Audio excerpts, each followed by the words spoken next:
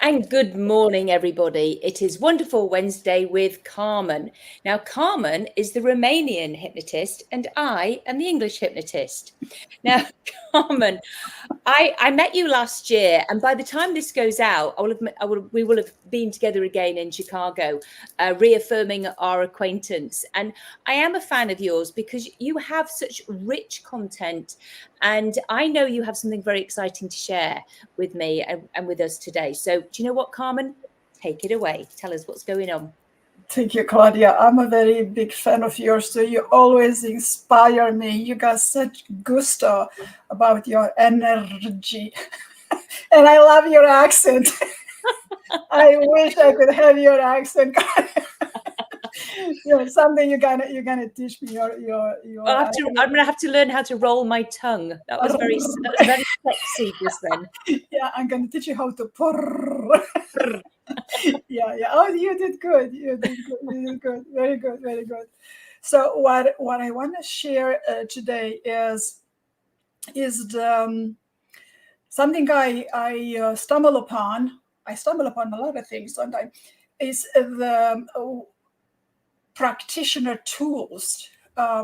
And there's so many tools available, and these are for us hypnotists, coaches, emotional intelligence coaches, and so on, and even for psychotherapists and all of this psychiatrists and psychologists and all that. And these tools are just so yummy.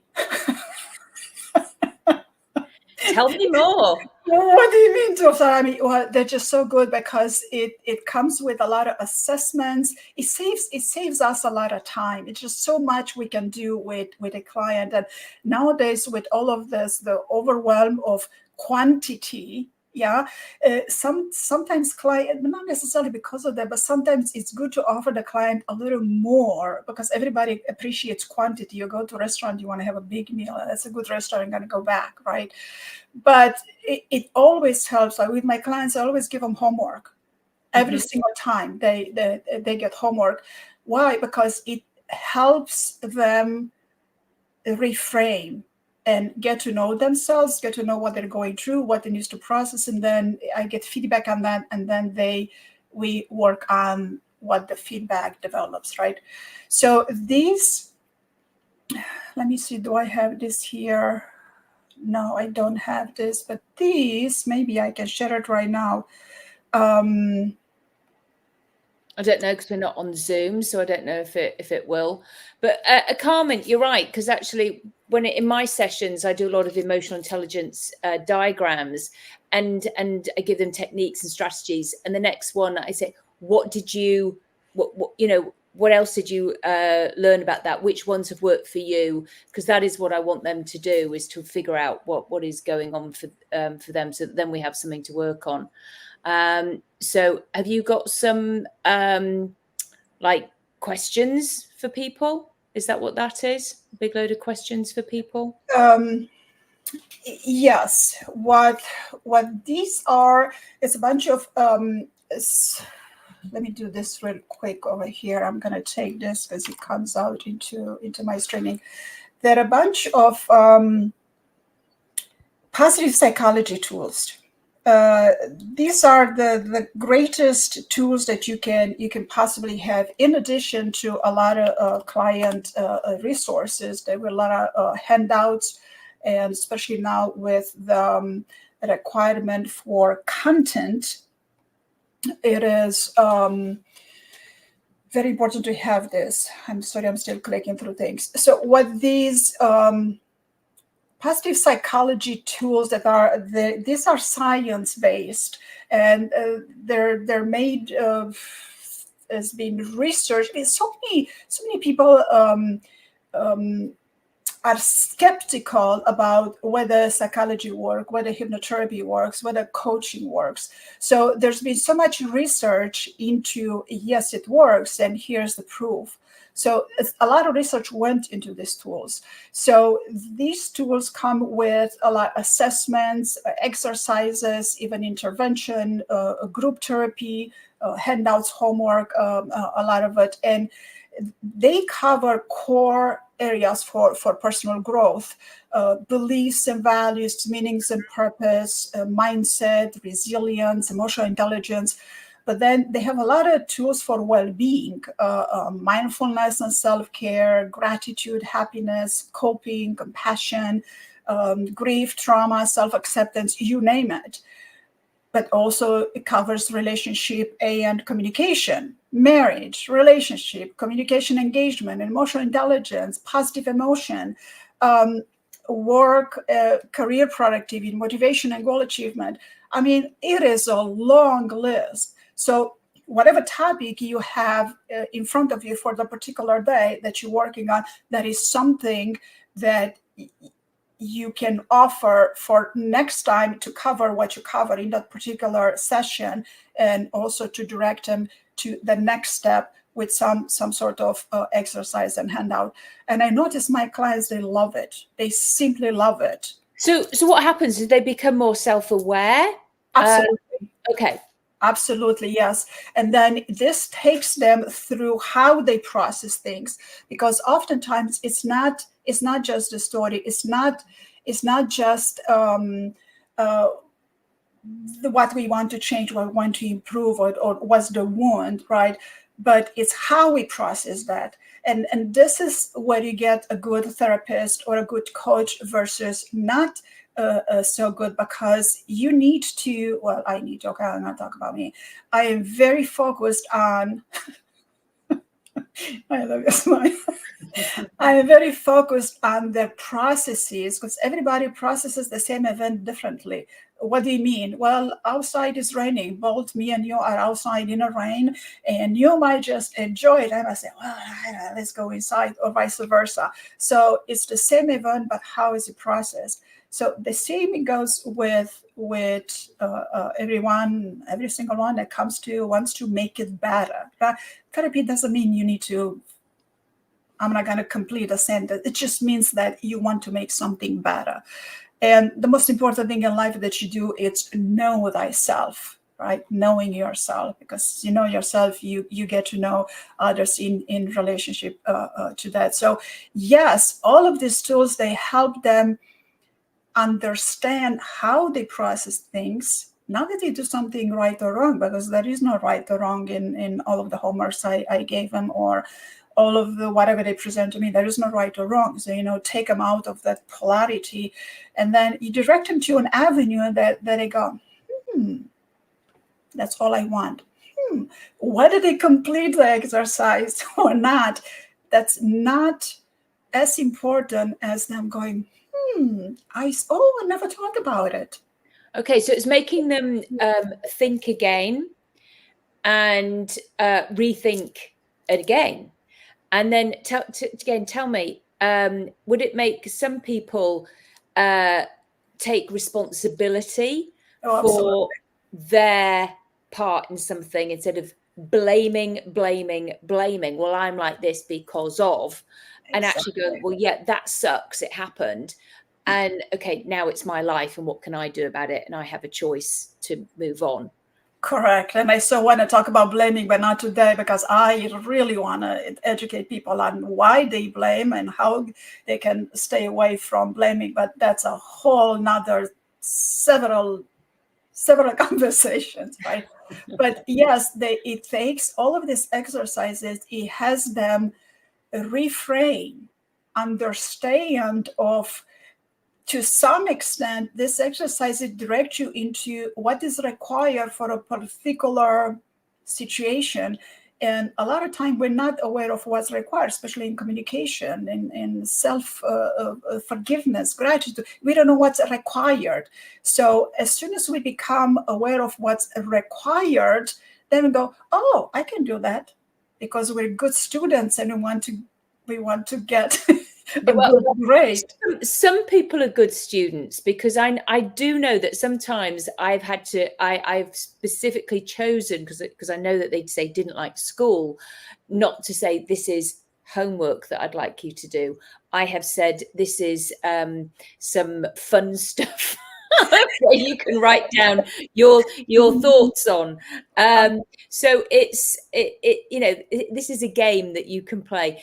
We have to come up with something a bit more creative for those that because it's really true. Some people do not like the word homework. You can literally see them, that their eyes go, they glaze over, they shut it down. All right. But now I wanna take you somewhere that is interesting to you, and I'm gonna share it here on my camera, and I will present that to you later. You will have this recording later, because I don't necessarily have I don't have means to show this on your camera. But you also talked about I always touch up on the self. What is the self? Well, the self is such a complex mechanism. And earlier, me and you have gone through to portions of ourselves, and you were just so kind to walk us through the havening techniques. And it was just such an incredible experience. And the self, it's a complex mechanism, but what we need to know about this mechanism, it's how this mechanism, its influence, how it comes about at a consciousness level, how consciousness can affects us positively and not so positively oftentimes. And think about it like as a big funnel. You have a funnel, it's out there in a consciousness, and it trickles down and it gets all over your consciousness, your thought feeling patterns, right? So this is part of that is brainwashing, because certain layers of consciousness outside of you, like I'm going to stick with religion and the school. They influence your consciousness, what you think, what you believe to be true, to exist, to value, and so on. But what's happening lately with there's a lot of hatred in United States that I can say that I've experienced something like that in United States, and I've been here for over 34 years. Okay. So not in this country. So it gets me to look into it and how consciousness creates and moves and trickles and drips and influences everything else. Is something there is an ease of understanding how I understand it, and I can to a good degree explain it. So when some of the levels of the self, and I'm going to get to how that gets influenced from a higher perspective within the self, from William James, the father of functional psychology, from his perspective, we have the real self, which is the conscious self-image, and then the ideal self, and then we have the dreaded self, otherwise known as the ego. Well, let's not beat on the ego. We can have a lot of other conversation on that. Guys can talk about good things about, don't meet on an ego. And then we have the unconscious self. So what the ideal self, we look at us from the lens of the ideal self, and then ideal self and dreaded self. And then we are face to face with every now and then we are face to face with the real self, which includes the dreaded self and the ideal self and the unconscious self. And oftentimes clients need to understand how this real self works, because if you go into the dreaded self and you give it a little bit of love, it's not going to be as dreaded as you first intended to be, right? And then on top of that, all of this has already been influenced by the first outer layer of consciousness, family, school, church, father, mother, father, minister, teacher, minister, all of this. It's influencing who you are. It's influencing your unconscious, your dreaded self, your ideal, your real self. Everything, you every single one are influenced by that. I agree. Yeah. And it's supposed to be like that. We're supposed to go to school, and we're supposed to be thought right and wrong, and we're supposed to be thought the avenue to healthy way of life, right?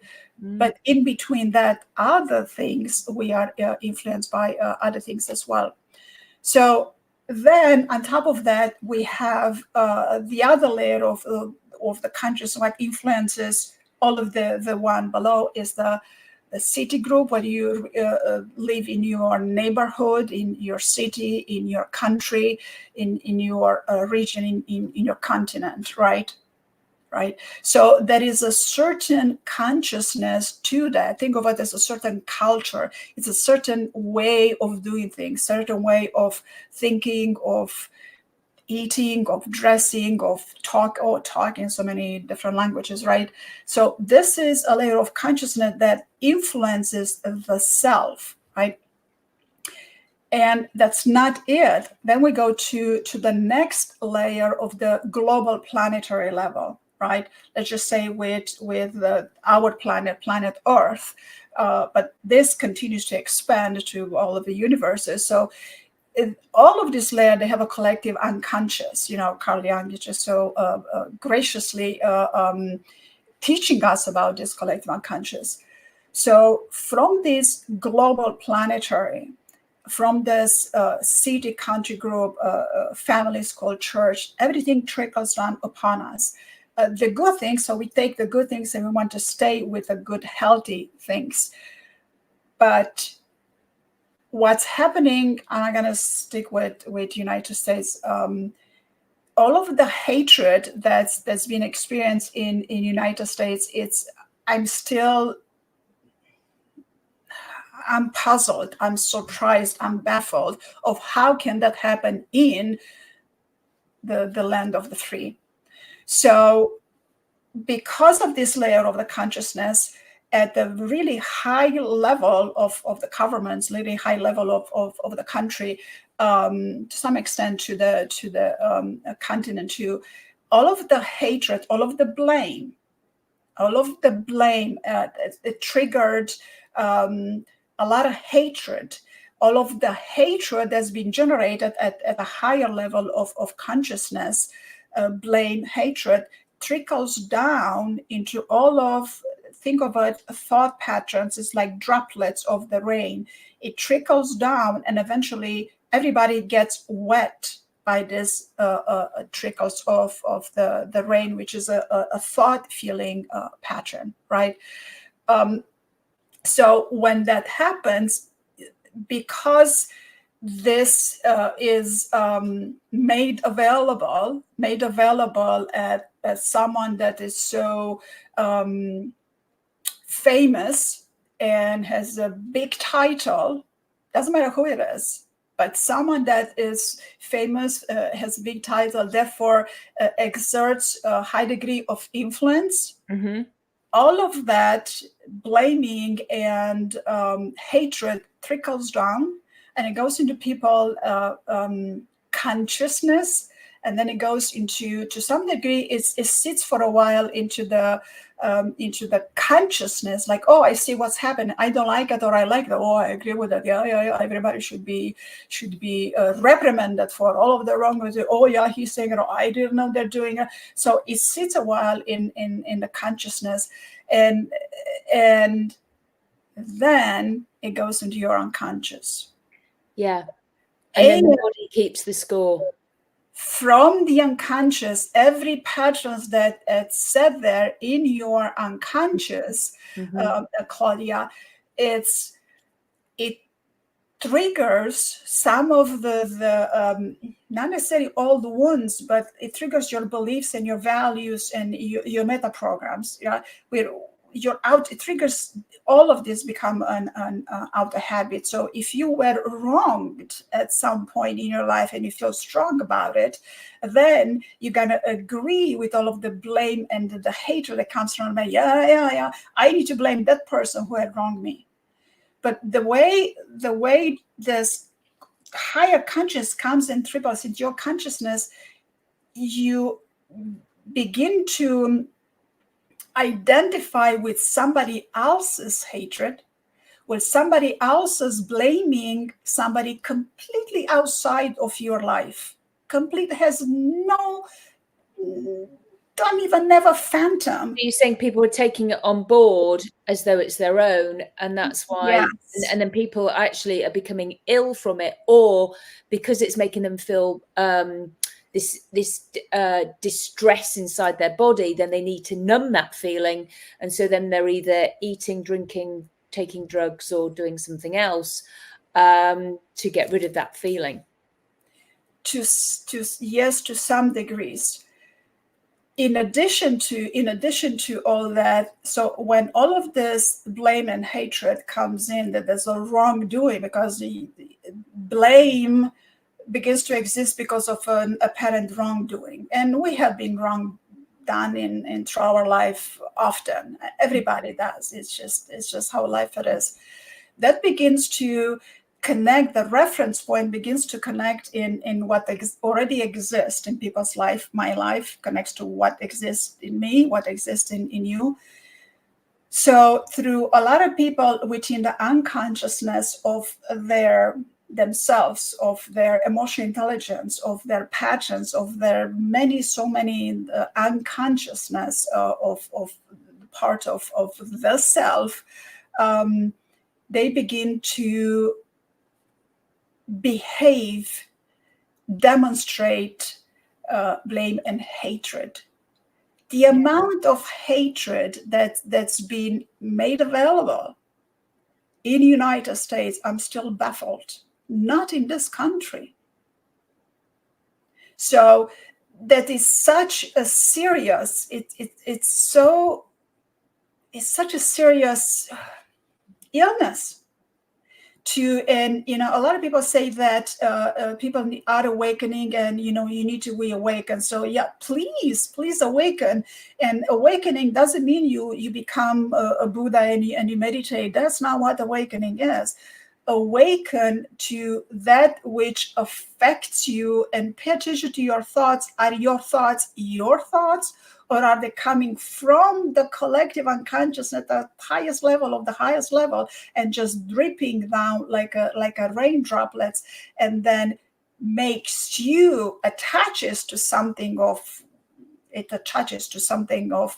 your own, and then it makes you behave. You begin to behave in a manner different than you would have behaved without it. Wow. This is sad. And I don't think people are even aware of it, or even necessarily, because how can people be aware of it? Because it's just happening.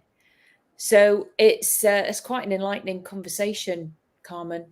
I love talking about this. It's definitely food. It's like really good food for thought. I know I've got a lot of people who just won't watch the news, won't have it near them, because there's nothing you can do about it. So there's it's quite anyway. I tend not to get involved because I am English and I can't vote anyway. So it's and I just think, and I really don't understand the real depths of that hatred. I don't because I'm English, so I don't really understand it. I do my best to understand it, but it's like, as you say, it's gone on for generations. So it is generational, all this feeling. So yeah, it's quite heavy, quite a heavy subject. Yes. So what can we do to help lift that? I'm gonna tell you what we can do, but this also happens in other countries too. It's just this is not. I don't mind saying I was in England when Brexit was going on. That was horrendous. That was very heavy. I know there was lots of arguments within families there. So that was pretty sucky. We've always been used to other things, and bit of fun, a bit of banter about football teams and stuff like that. Mm-hmm. But yeah, it is sad when it's like politics, and it just ends up breaking up families, and there's so much hatred in between people. Yes. It's scary. It's not nice. Because politics influence our way of life. So then we get I have my love earrings on. There we go. There you go. Okay, let me expand on that. Out. Yes. Love to everybody.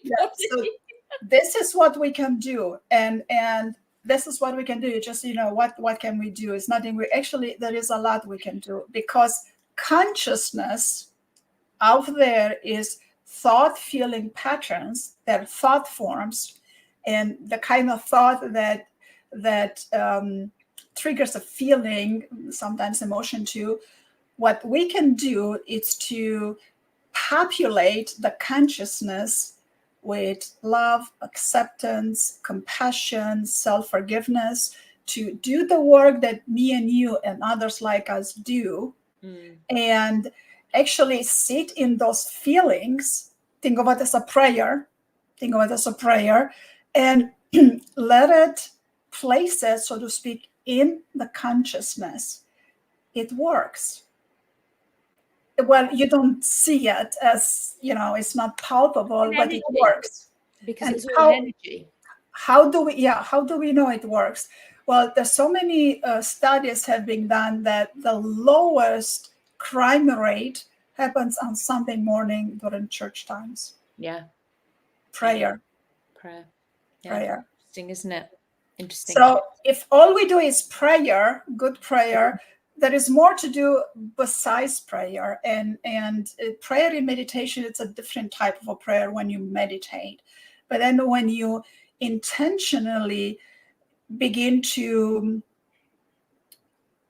what words do I want to use? To create this healthy thought patterns, to place them in the consciousness, then you do a lot. It's a lot. No, I agree. And there are lots of people who put, it was the same with the hurricanes, actually. If you put the energy of good thought, calming stuff towards the hurricane, apparently it would calm it down. But if you feed it and go, with, as you say, with the anger, the hatred, then it'll get the devastation, then it'll get even bigger. So there you go. Energy. It's quite interesting, isn't it? It's fascinating. Consciousness. Energy, consciousness. Well, they're going to choose to be conscious of it. There you go. Oh, there we go. Yes. So see?